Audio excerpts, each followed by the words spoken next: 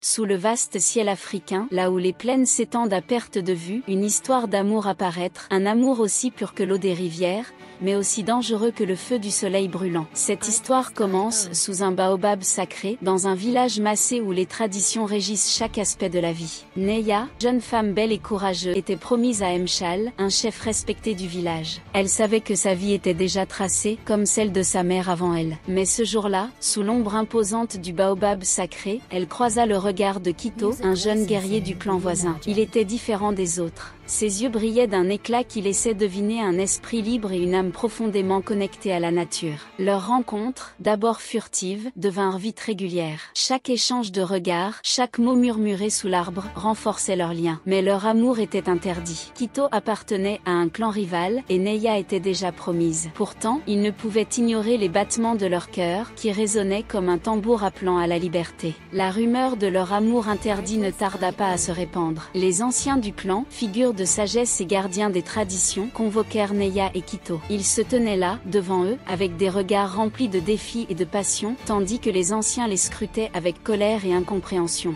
Sawa, la mère de Neya, qui avait toujours suivi les règles du clan, ressentait une douleur profonde. D'un côté, elle voulait que sa fille respecte les traditions, mais de l'autre, elle voyait dans les yeux de Neya un amour sincère qu'elle-même n'avait jamais connu. De l'autre côté, Malik, le père de Kito, était furieux. Pour lui, l'amour de son fils pour une femme du clan rival était une trahison. Les traditions étaient claires, les alliances devaient être respectées, et tout écart risquait de détruire l'équilibre fragile entre les clans. Malgré les interdictions, Neya et Kito décidèrent de se battre pour leur amour. Ils se rencontrèrent à nouveau sous l'arbre sacré, cette fois sur une colline surplombant la savane. La tempête qui approchait semblait symboliser les défis qu'ils allaient devoir affronter. « Je préfère mourir libre à tes côtés que de vivre enchaîné à une vie que je n'ai pas choisie », déclara Neya, sa voix tremblante mais déterminée. Kito serra sa main, son regard plongé dans le sien. « Alors, nous affronterons la tempête ensemble », répondit-il, déterminé. Il savait que leur décision pourrait tout changer, que la liberté qu'ils cherchaient pouvait leur coûter cher.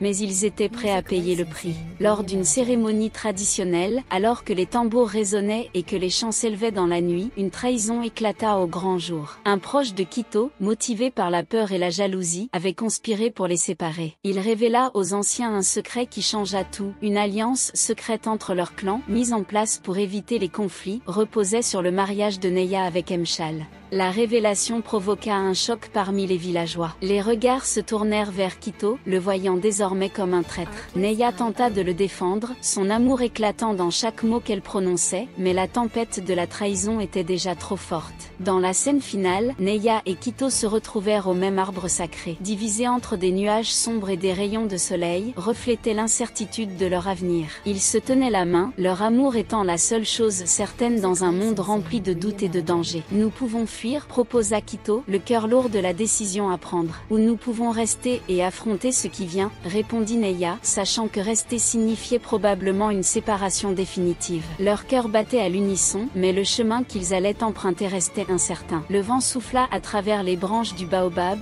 comme pour leur murmurer un secret que seuls eux pouvaient comprendre. Ils prirent leur décision, une décision qui allait non seulement définir leur destin, mais aussi celui de leur clan, et peut-être même de l'avenir des traditions massées. Et ainsi se termine l'histoire de Neya et Kito, deux âmes liées par un amour aussi fort que la terre, mais séparées par des traditions vieilles comme le temps. Dans les plaines infinies de l'Afrique, leur histoire résonne encore, comme un écho de ce que signifie vraiment l'amour, le sacrifice et la liberté. Les cœurs enchaînés peuvent-ils un jour être libres? J'espère que vous avez apprécié l'histoire. Si tel est le cas, n'oubliez pas de vous abonner à cette chaîne pour nous soutenir, de partager et de laisser vos commentaires ci-dessous. Et n'oubliez pas de nous indiquer le pays ou les villes d'où vous regardez la vidéo. Au revoir.